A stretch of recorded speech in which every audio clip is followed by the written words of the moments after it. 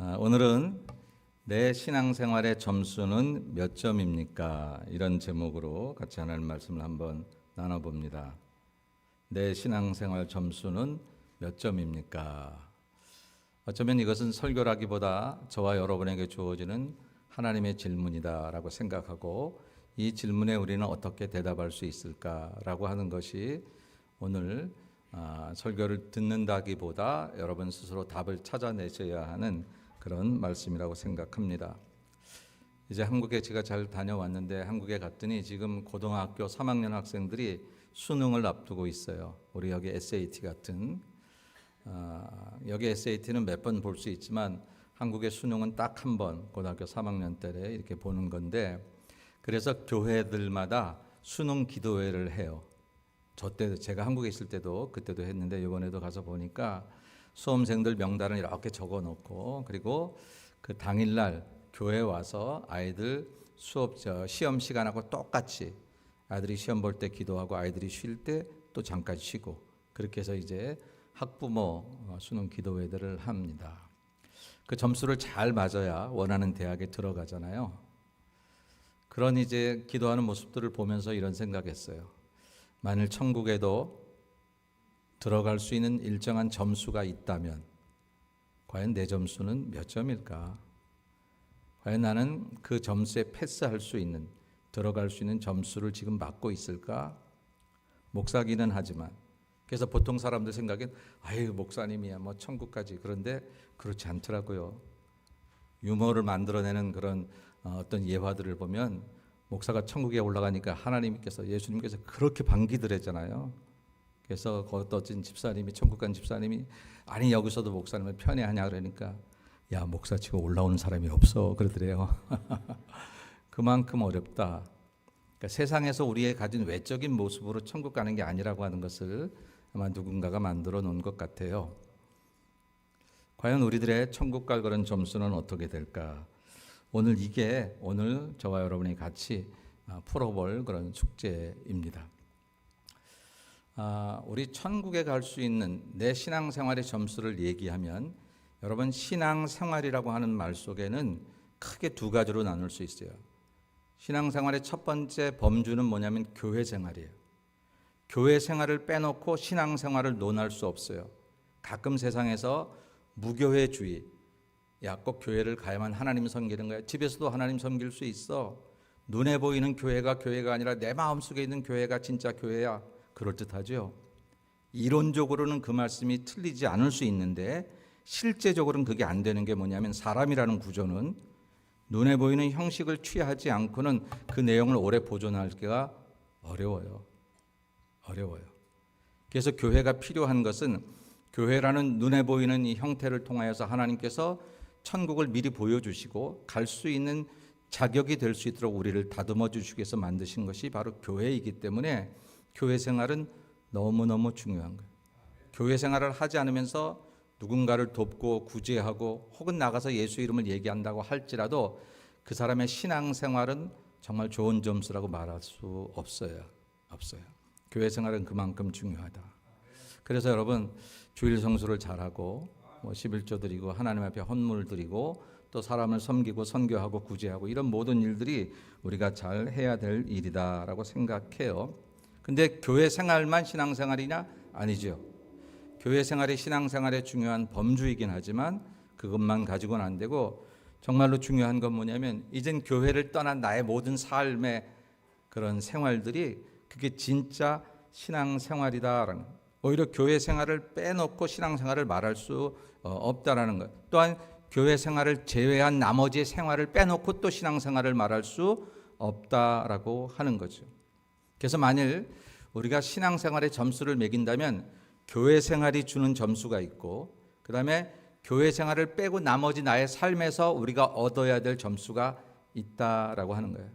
수능 시험도 과목이 있잖아요. 국어, 영어, 수학 요즘에는 좀 그 말 명칭들이 달라졌지만 그러니까 우리의 천국 갈 내 인생의 신앙생활 점수의 과목을 크게 나눠보면 하나는 교회 생활이고 또 하나는 교회 생활을 제외한 나의 모든 삶의 생활들이 바로 천국 갈 신앙 점수를 획득할 수 있는 과목이다라고 하는 것입니다. 여러분은 교회 생활을 잘 하십니다. 그러니까 지금 이 시간 이 캘리포니아의 좋은 날씨에 저 바다가 부르고 저 산이 부르는데도 가지 않고 친구들이 전화하는데도 가지 않고 가고 싶은 유혹이 드는 곳에도 가지 않고 주일 전에 와서 하나님을 배우는 것 너무너무 귀한 것이다. 일단 잘하셨습니다. 여러분들을 주님의 이름으로 축복합니다. 교회 생활 앞으로도 잘 하실 수 있기를 바라요. 근데 이것만이 아니라고 하는, 교회 생활을 제한 나의 모든 생활에서 점수는 어떻게 얻어야 될까? 여러분 어떻게 얻어야 될까요? 교회 생활에서는 우리가 예수 그리스도의 사람으로 예수 그리스도의 몸이신 교회에 왔으니까 예수님을 만나고 예수님을 드러내는 것 너무너무 당연한 일입니다. 그런데 이제 세상에 나가서는 여러분이 교회가 되어야 되는 거예요. 세상에 나가서는 여러분이 예수 그리스도가 되어야 하는 것입니다. 몹시 부담스럽고 뭘 이렇게까지 해야 되나? 라는 생각이 들어도 그게 사실이라면, 그게 진리라면 그 진리에 나를 맞춰야지, 내가 하고 싶은 대로 나에게 맞추는 것은 그건 신앙생활이 아니잖아요. 그건 취미생활이에요. 정말 죄송한 얘기지만 교회 생활을 마치 취미생활처럼 하시는 분들이 계세요. 내 기분 안 나오면, 내가 기분 나쁘면 안 해요. 그리고 좀 여러 가지 내 리듬에 안 맞으면 안 해요. 기분이 좋으면 잘해요. 이건 취미생활이잖아요. 취미생활은 그럴 수 있죠. 근데 정말 하나님 앞에 천국 갈 신앙 점수를 얻어야 된 참된 신앙생활이라고 하면 내 몸과 마음이 피곤하고 지쳐도, 그래서 정말 내 마음이 하나 열리지 않고 교회 갈 생각이 없어도 그래도 하나님의 기준에 맞도록 내 몸과 마음을 움직여서 교회 생활할 뿐더러 하나님의 기준에 내 삶을 맞추는 게 이게 진짜 신앙생활이라고 할 수 있는 거지요. 그런 점에서 여러분들이 교회를 떠난 신앙생활을 하는 기준은 뭐냐면 여러분이 그리스도가 되는 거예요. 목사님, 우리가 무슨 그리스도가 됩니까? 왜? 주님 그렇게 말씀하셨잖아요. 너희는 세상의 빛이요 세상의 소금이라고 말씀을 하셨습니다. 주님이 하실, 나는 세상의 빛이다 이렇게 말씀하신 예수님께서 우리 보러 그 빛이 되라고 말씀하시는 거예요. 더군다나 우리를 숨겨두지 아니하시겠다. 너희를 등경 위에 둔다는 거예요. 사람들에게 잘 보이도록. 그래서 너희의 선한 행실을 통하여서 많은 사람이 구원에 이르도록 나는 너희를 세상 가운데 비추겠다 이렇게 말씀을 하셨어요. 그래서 저와 여러분이 교회를 떠나서 신앙생활을 할 수 있고 천국 갈 좋은 점수를 받을 수 있는 기준은 뭐냐면 내가 그리스도가 되어서 그리스도를 나타내는 일에 얼마나 최선을 다하고 살았느냐라고 하는 거죠. 어떻게 하면 우리가 그리스도를 나타낼 수 있을까? 한마디로 정의할 수는 없지만 예수님을 가장 잘 나타낼 수 있는 단어로 우리가 한번 포커스를 해보면 좋아요. 여러분, 예수님은 뭐라고 이렇게 여러분 설명하시겠어요? 친구. 또 만약 여러분이 예수님을 친구라 생각하시면 세상 사람들에게 여러분들이 좋은 친구가 되셔야 돼요. 내 기분에 맞게 좋으면 껴안고 싫으면 내팽개치는 그런 친구가 아니라 언제나 내 마음에 예수 그리스도의 사랑을 품고 나를 실망시키거나 힘들게 해도 내 품에 예수님 품이라 생각하고 안을 수 있는 그런 친구가 되셔야 그게 여러분들이 점수를 잘 받을 수 있는 거죠. 또 예수님을 나타낼 수 있는 가장 귀한 것들이 뭘까요? 저를 생각해서 한국말로 좀 번역해 주시겠어요? 뭐라고 그런 거죠?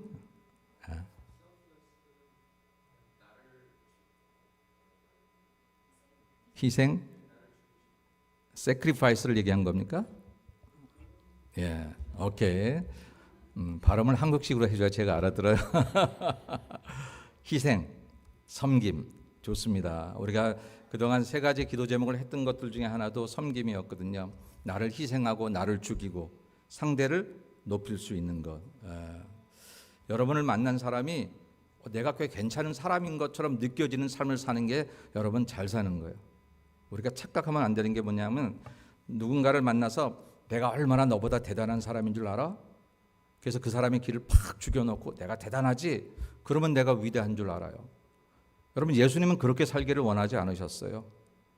현장에서 간음하여 잡혀온 그 여인, 사람들이 돌을 던져 죽여도 아무런 항변도 할 수 없는 그 여인, 그러나 그 여인조차도 예수님은 세우셨어요.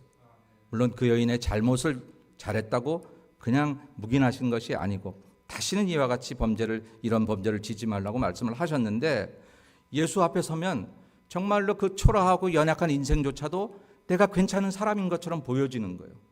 여러분, 그게 진짜 잘 사는 거예요. 여러분을 만난 여러분의 친구들이, 여러분을 만난 여러분의 이웃들이 여러분 때문에 기가 죽고 마음 상하고 다시는 보고 싶지 않고 지나치다가 얼뜻 보게 되면 막 고개 돌려서 피해가는 그런 인생 사는 게 우리가 잘 사는 게 아니라고요. 그 어떤 사람이라도 혹시 세상에서 아무도 그를 인정해 주지 않아서 소외됐던 사람이라고 할지라도 여러분을 만나면 마치 새 인생을 살아가는 사람처럼 여러분들을 반길 수 있는, 그리고 마음을 줄 수 있는 그런 삶을 살아가는 것, 이게 바로 예수께서 사셨던 섬김과 희생의 삶이라고 하는 거죠. 우리는 때로 섬김조차도 나 봐라, 내가 얼마나 이렇게 섬기는데 니들 이럴 수 있니? 이건 진짜 섬기는 게 아니잖아요. 근데 예수님은 그렇게 사셨다라는 거죠. 여러분, 그렇게 사셔야, 그래야 우리가 정말로 교회를 제외한 세상에서의 삶에서 점수를 얻을 수 있어요. 또 뭐가 있을까요? 사랑? 그렇죠. 하나님은 사랑이라 말씀하셨으니까 여러분, 사랑의 삶을 사셨으면 좋겠어요. 사랑이라고 하는 것은 무조건 잘했다 그러는 게 아니라, 사랑이라는 건 뭐냐면 그 사람을 그 사람보다 더 위대한 존재로 봐주는 거예요. 미움이라는 건 뭐냐면 그 반대되는 거죠. 그 사람을 그 사람보다 훨씬 못하게 여겨주는 거예요. 내가 사랑의 렌즈를 가지면 아무리 나보다 못하고 천한 사람이라 할지라도 굉장히 존중되어 보여져요. 왜냐하면 그것은 내 눈이 아니라 예수 그리스도의 눈이기 때문에 그래요.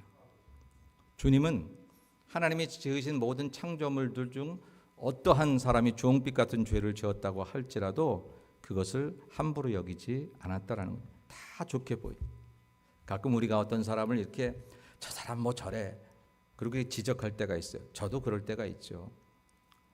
여러분 아시죠? 한 번 지적하려면 우리가 10번 기도해야 된다고 하는 것.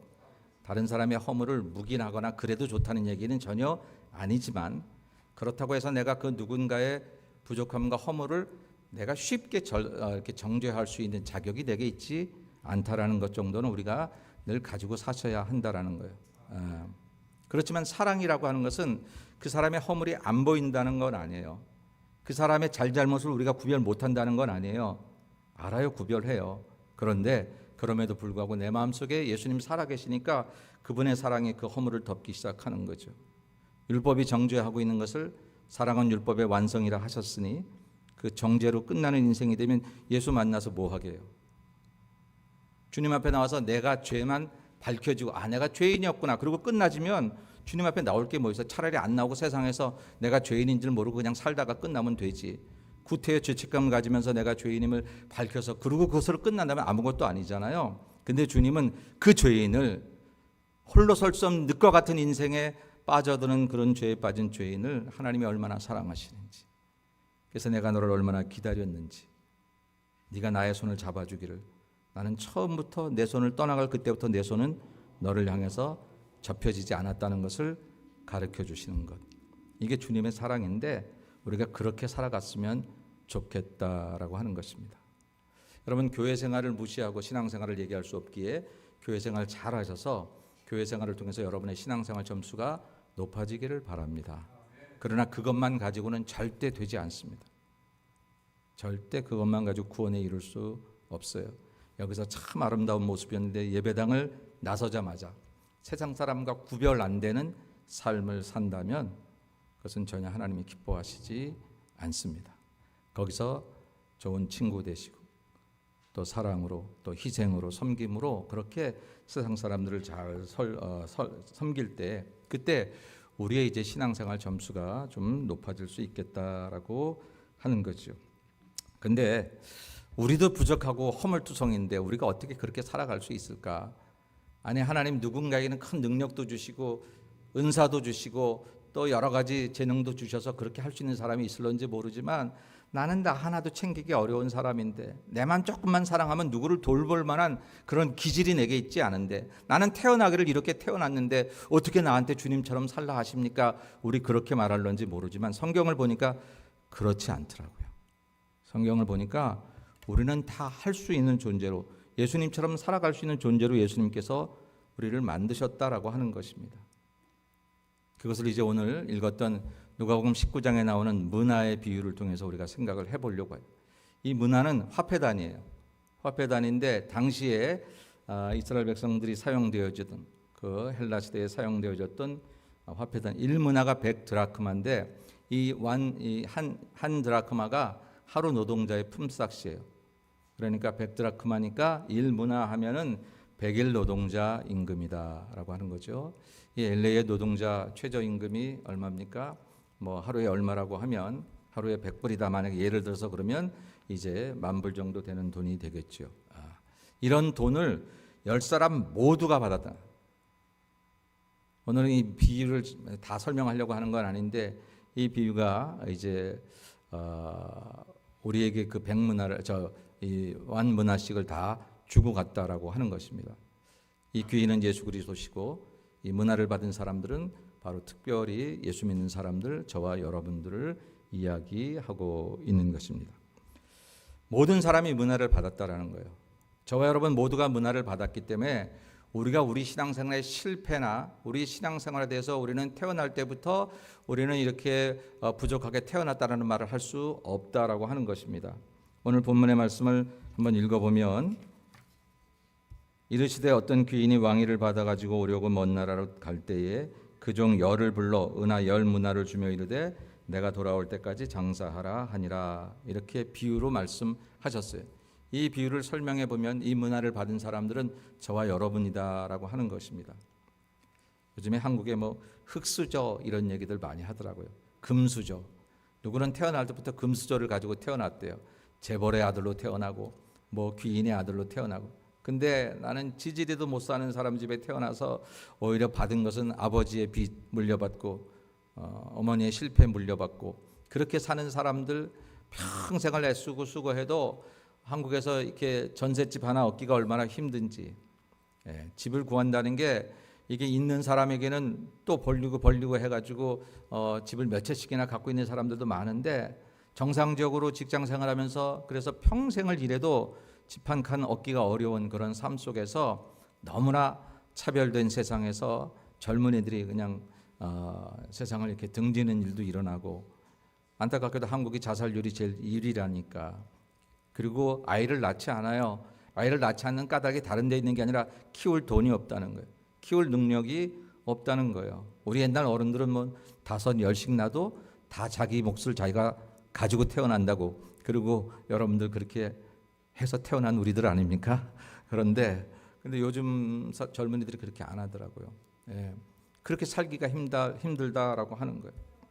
그리고 태어난 다음에는 금수저니 흙수저니 뭐 이런 소리 하면서 서로 불공평, 차별 뭐 이런 것들을 얘기하고 있다라는 거죠.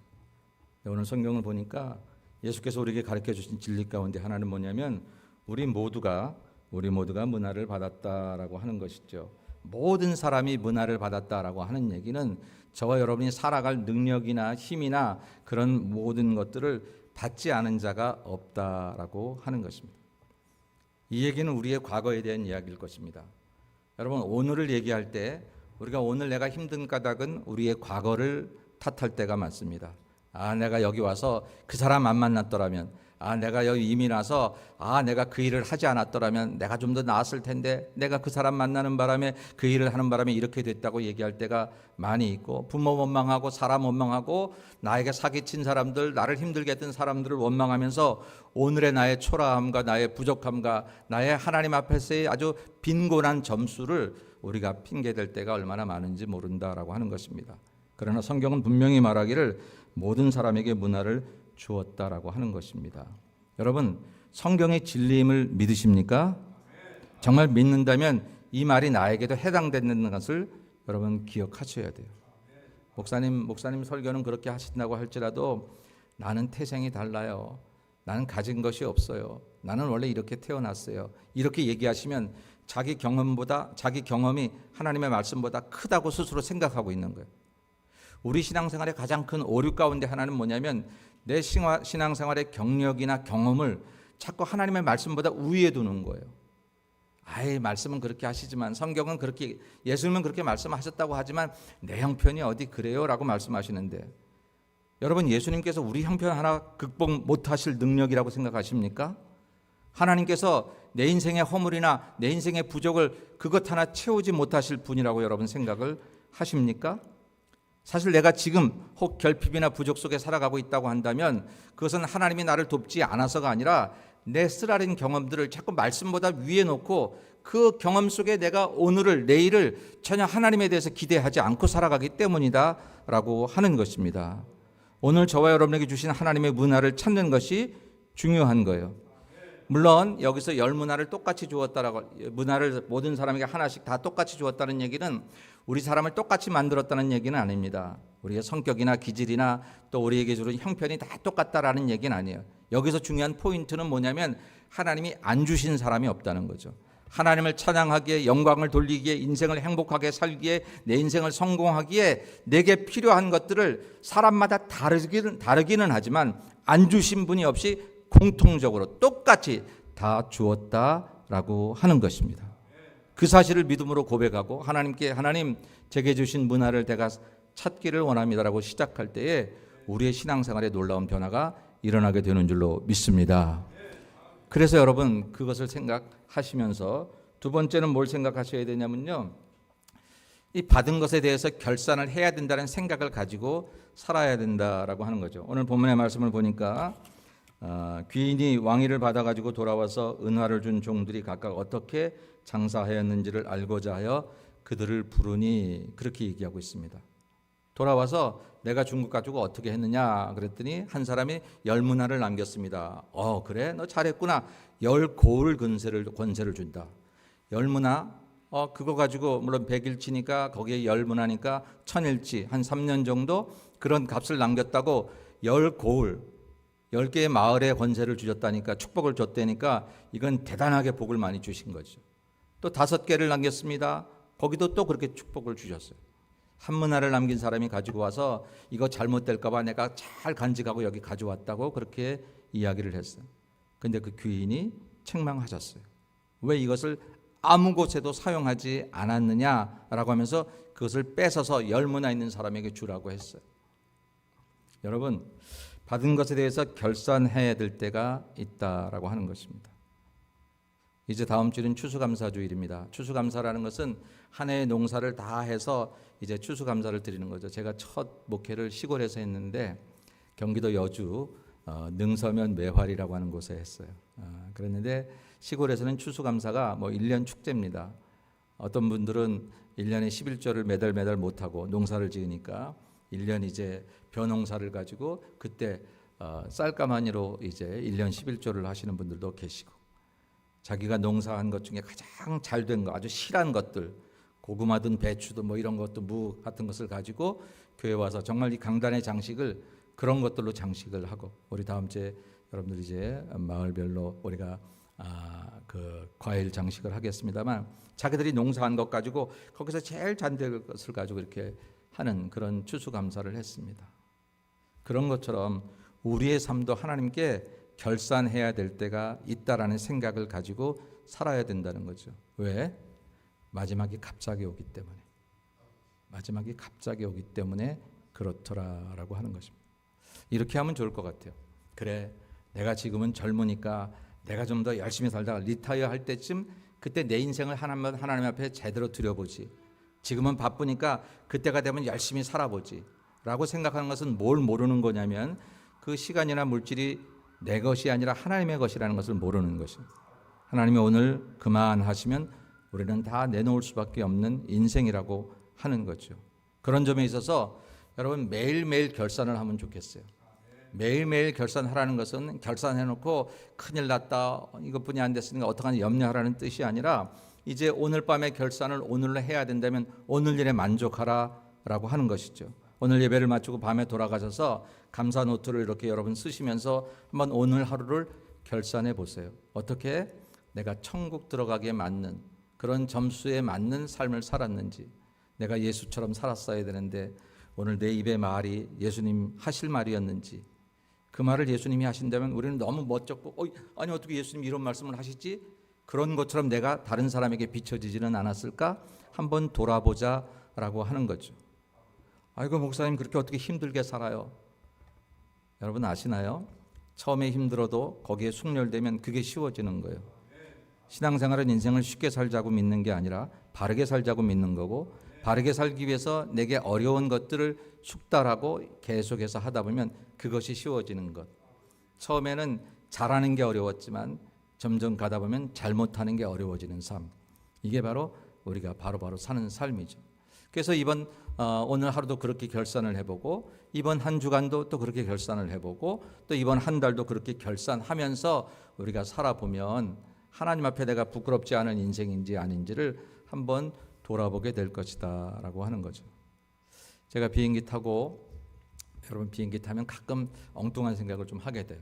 공중에 올라가니까 하나님하고 조금 더 가까운 것 같기도 하고, 그리고 만일 이건 좀 이런 얘기가 죄송하지만 만일 여기서 이 비행기가 사고가 난다면 나는 바로 천국에 가 있을까? 뭐 이런 생각도 해보게 됩니다. 전혀 천국 갈 기회가 없이 그냥 내려왔습니다만 만약 그랬으면 나는 어땠을까라고 생각할 때에 나의 인생의 결산을 내가 80에 끝날지 90에 끝날지 아니 40에 끝날지 30에 끝날지도 모르면서 늘 미뤄두고 있었다라는 생각을 하게 됐어요. 여러분 오늘 하루의 결산을 미루지 말고 하나님 앞에 하나님 오늘 내가 바로 살았는지를 돌아보게 하자고요. 하나님 제가 다음 해에는 기가 막히게 할 거거든요. 그래서 올 연말까지는 좀 봐주세요. 이게 세상에서는 통할 수 있는 얘기인데 신앙생활에서는 그렇지 않더라라고 하는 것입니다. 하나님이 무조건 그런 말 한다고 다 우리의 시간을 뺏어가시지는 않겠지만 그렇지만 만일 너의 시간이 내년까지는 아닌데 내가 그렇게 계획하지 않았는데 네가 지금 그것을 모르고 있구나 이런 대상이 된다면 얼마나 불쌍한 인생이 될 수 있겠느냐라고 하는 것이죠. 반드시 결산이 필요하다라는 것. 그리고 그날이 온다라고 하는 것. 앞으로 우리가 오실 주님을 재림주라고 말을 합니다. 그 재림주를 심판주라고 묘사합니다. 처음 오셨던 주님을 초림 2000년 전 베들레헴 말구유 가운데 오신 예수님을 우리는 믿습니다. 근데 그 주님이 다시 오심을 믿는 것이 우리 기독교 신앙입니다. 근데 그 재림주는 심판주로 오신다고 얘기했어요. 심판주로 오신다라고 하는 것은 우리의 잘잘못을 온전히 구별하고 이 땅에서는 그저 부조리와 불합리 가운데 잘했어도 잘못한 사람들에게서 오히려 그것이 덮여지기도 하고 그냥 잘한 것들이 드러나지 않기도 그럴 수 있지만 마지막 때는 그것이 다 확실히 구별이 된다라고 하는 것입니다.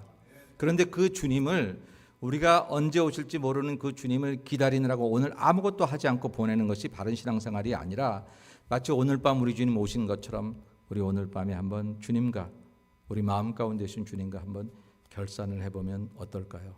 그리고 주님이 흡족하게 여기시지 않으면 그때 회개하고 다시 내일 하루 기회를 달라고 그렇게 기도하며 사는 것. 그게 우리 인생을 집을 지어나갈 때에 무너지지 않고 지을 수 있는 그런 집이다라는 거예요. 신앙의 기초를 파놓지도 않고 그냥 위에다가 1층, 2층 인테리어만 예쁘게 잘 해놨는데 갑자기 비바람 불고 창수가 날 때 신앙의 기초가 무너져서 우리의 인생집이 다 무너지면 그것처럼 어리석은 일이 어디 있겠느냐.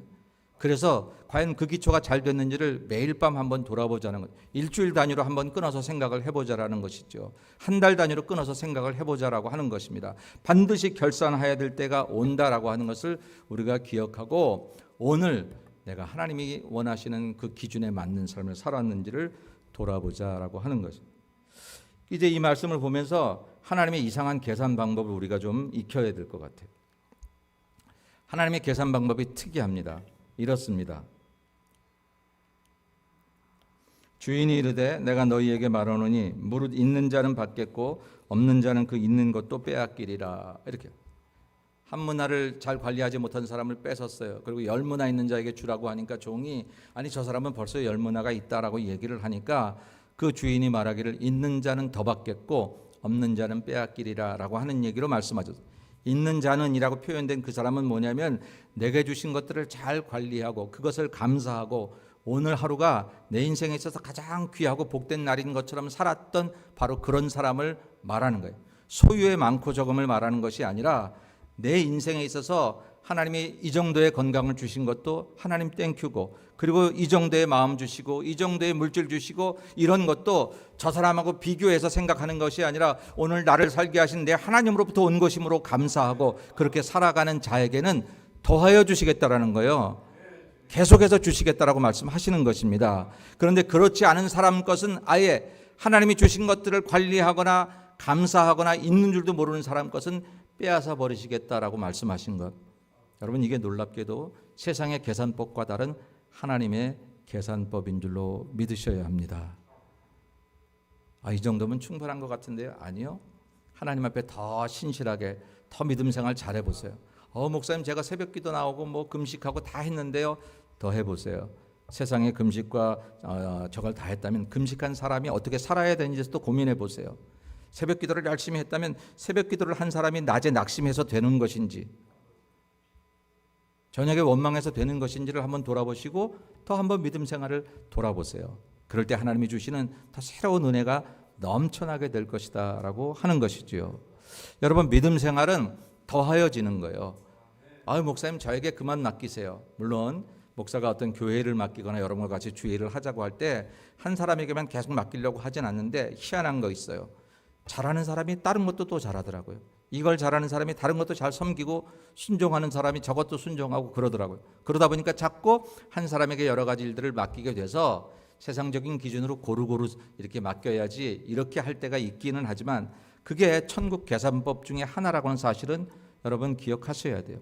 그래서 혹시 우리 교회에서 여러분들이 생각할 때 목사님은 나만 시켜, 그렇게 생각하신다면 제가 여러분들을 특별히 애정을 두고 여러분만 특별하게 관리하는 것으로 생각하셔도 좋습니다. 그렇지는 않지만 그건 하나님의 마음일 거예요.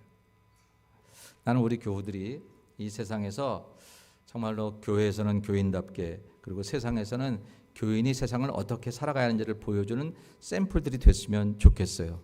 그렇게 살아갈 때 그게 하나님의 천국 가는 그런 우리의 점수에 유익한 점수가 될 뿐더러, 우리가 세상에서 이 땅에 한번 왔다 가는 인생인데, 우리가 왔다 가는 가장 확실한 존재의 목적을 설명해 주는 말이 될 거다라고 하는 것입니다. 그래서 이런 결론을 여러분하고 내려보려고 합니다. 오늘이 최고 점수를 받는 날이 되자. 내가 무슨 점수를 받을 수 있겠어요? 라고 했는데 다 똑같이 주셨다니까. 점수 잘 받을 수 있는 재능도 주셨고, 은사도 주셨고, 힘도 주시고, 능력도 주시고, 기운도 주시고, 다 주셨다고, 다 사람에게 주셨다고 했어요. 그러니까 받은 거 잘 받아가지고 우리 결산 잘 해야 돼요. 그런데 그것을 뒤로 미루면 아무것도 소용이 없는 거예요. 오늘 말씀의 결론은 뭐냐면, 오늘이 최고 점수를 받는 날이 되자라는 마음을 가지고 살아가는 여러분이 되시기를 축복합니다. 이게 정말 중요한 거죠. 유행가 가사에 보니까 오늘이 가장 모른 척하고 계시네. 오늘이 가장 젊은 날, 그런 유행가가 있더라고요. 그래요, 여러분. 지나온 삶이 오래 살았다고 생각할 게 아니라 오늘은 내 인생의 가장 젊은 날이라고 살아가자고 하는 것이 세상에서도 하는 얘기라고 할 때에, 여러분 신앙적으로 볼 땐 하나님, 오늘이 내 인생의 가장 하나님 앞에 칭찬받는 날이 되게 하옵소서. 여러분 그 믿음 가지고 사셔야 돼요. 저는 안타까운 거 있어요. 교회를 나오면서 교회를 통해 주신 하나님의 모든 복들을 받기 싫어서 교회를 다니는 사람처럼 다니시는 분들이 계셔요. 찬송을 할 때 입을 열고, 기도할 때 눈물 나오고, 말씀 들을 때 아멘으로 화답하고, 성도들 바라볼 때 얼굴 피고 웃고, 이렇게 하면 점수를 잘 받을까 봐 찬송 안 하고 기도 안 하고, 성도들 만나면 모른 척하고, 여러분 물론 어색하거나 서먹하거나 내 성격이 그래서 뭐 그러실 수 있죠. 처음 오시면 또 그러실 수도 있습니다. 그러나 여러분, 교회는 천국의 모형이잖아요. 교회 나와서까지 예수 그리스도의 모습을 우리가 드러내지 못한다면 세상에서 그것대로 드러내며 산다는 것은 불가능한 일이에요. 그런 점에서 이 교회는, 이 교회 생활은 천국 생활을, 그리고 세상에서의 그리스도인의 생활을 할 수 있는 가장 좋은 학습터이고 학교이고 배움터입니다. 오늘 예배를 마치고 우리 친교실에 가면 여기가 천국의 식탁이라고 생각하고 여러분들이 식사를 하시면 오늘 음식이 얼마나 맛있을까요? 얼마나 맛있을까요? 오늘 우리 신장로님, 신권사님 준비하신 식탁인데, 제가 그러고 보니까 그 광고를 빼먹은 것 같으네요. 저 어른들이 우리 교우들을 생각해서 준비한 식탁이라고 여러분들이 생각하고 잡수시면 천국에서 이렇게 맛있는 음식을 먹을 수 있지 않을까라는 생각을 하시면 정말 어떤 보약보다 맛있는 음식이 되지 않을까요? 오늘이 내 인생의 최고 점수를 받는 날이 되겠다는 마음만 가지고 사셔도 내 입이 절제가 되고 내 듣는 귀가 할례 받은 귀가 되고 내 눈이 열려져서 하나님이 하신 일을 보게 될 줄로 믿습니다. 그렇게 살아가면 우리 인생은 기쁜 건데, 그렇지 못하고 우리가 그냥 세상적인 그런 경계심을 가지고 교회에서든지 교회 밖에서든지 내 인생 되는 대로 살아가면 마지막 때 우리 주님께서 타작마당에서 키를 들고 곡식과 가라지, 곡식과 쭉정이를 걸으실 때에 혹여라도 내가 곡식인 줄 알았는데 쭉정이가 되어 날아간다면 그 인생이야말로 얼마나 불쌍한 인생이 되겠는가. 우리 교우들은 그런 걱정 안 하실 교우들인 것을 제가 믿지만, 그래도 말씀을 들으시고 한번 돌아보셔서 하나님 오늘 제 인생의 점수가 어떤가요? 라고 한번 돌아보시기를 바라요. 결론입니다. 오늘 만일 여러분들의 인생을 돌아볼 때 여러분의 인생 점수가 30점 분이 안 되는 것처럼 낙지 아닌가? 라고 생각하셔도 걱정하지 마세요. 하나님은 오늘 내 인생에 100점을 바라시는 게 아니에요. 다만 어제보다 나아지기를 바라시는 거예요. 하나님이 여러분의 인생에 90점을 바라시는 게 아니에요. 다만 어제보다 떨어지면 90점도 하나님 좋아하시지 않는 거다라고 하는 것이죠. 예수 그리스도의 몸이신 교회를 통해서 교회 생활과 또 그 세상에 빛이 되어 세상으로 나가는 삶 속에서 예수 그리스도를 드러내는 삶, 그리고 내게 주신 문화를 통해서 내가 그렇게 살 수 있도록 말씀 주셨으니 자신 없게 살지 말고 되는 대로 살지 말고 말씀의 기준에 맞추어서 합당하게 당당하고 의연하게 내가 예수의 사람으로 세상을 살아내면, 그리고 매일같이 나 자신을 돌아보면 우리는 아마 천국 갈 때에 점수 때문에 못 가는 일이 없도록, 낙제성이 하나도 없도록 그렇게 우리를 붙들어 주실 줄로 믿습니다. 오늘이 여러분의 최고의 인생이 되시기를 주의 이름으로 축복합니다. 말씀으로 끝을 냅니다. 내가 이미 얻었다 함도 아니요 온전히 이루었던도 아니라 오직 내가 그리스도 예수께 잡힌 바 된 그것을 잡으려고 달려가노라. 바울은 오늘도 열심히 자기 인생을 돌아봤어. 형제들아, 나는 아직 내가 잡은 줄로 여기지 아니하고 오직 한 일, 즉 뒤에 있는 것은 잊어버리고 앞에 있는 것을 잡으려고. 잘 맞았다고 이제까지 인생 점수 좋다고 교만하지도 않고, 못 맞았다고 낙심하지도 않고 앞에 있는 것을 잡으려고 표대를 향하여 그리스도 예수 안에서 하나님이 위에서 부르신 부름의 상을 위하여 달려가노라. 오늘이 여러분 인생의 최고 점수의 삶을 살아가시는 여러분이 되시기를 주의 이름으로 축원합니다. 기도하겠습니다. 거룩하신 아버지 하나님, 은혜를 감사합니다. 허물 많고 죄 많은 저희들을 사랑하셔서 독생자 외아들의 핏값을 저희들의 죗값으로 지불하시고 우리를 구원하셔서 하나님의 자녀되게 하신 하나님께 무한 감사와 영광과 존귀를 올립니다. 하나님, 만일 하나님께서 오늘 우리를 이제 그만하고 천국으로 부르신다면 우리는 그 나라에 들어갈 수 있는 점수를 가지고 있는지를 오늘 이 시간 다시 한번 돌아봤습니다. 비옵기는 우리 사랑하는 예수말 모든 성도들, 이 자리에 참여한 예배에 참여한 모든 성도들에게 은혜를 더하여 주셔서 오늘 주님 오신다 할지라도 부끄럼 없이 그 나라에 들어갈 수 있는 믿음의 사람으로 신앙의 점수를 잘 맞아 하나님이 기뻐하시는 사람들로 살아갈 수 있도록 은혜 베풀어 주옵소서. 나의 기준으로 내 인생을 평가하지 말고 하나님의 기준에 내 인생을 돌아보아서 그 기준에 맞게 갈고 닦으며 하나님 은혜 가운데 살아서 우리 언젠가 하나님 우리를 각자 정한 날에 부르실 때에 뒤돌아봄 없이 후회함 없이 기쁨으로 그 나라에 이사할 수 있는 저희 모두가 되도록 축복해 주시옵소서. 예수님 거룩하신 이름으로 간절히 기도 올리옵나이다. 아멘.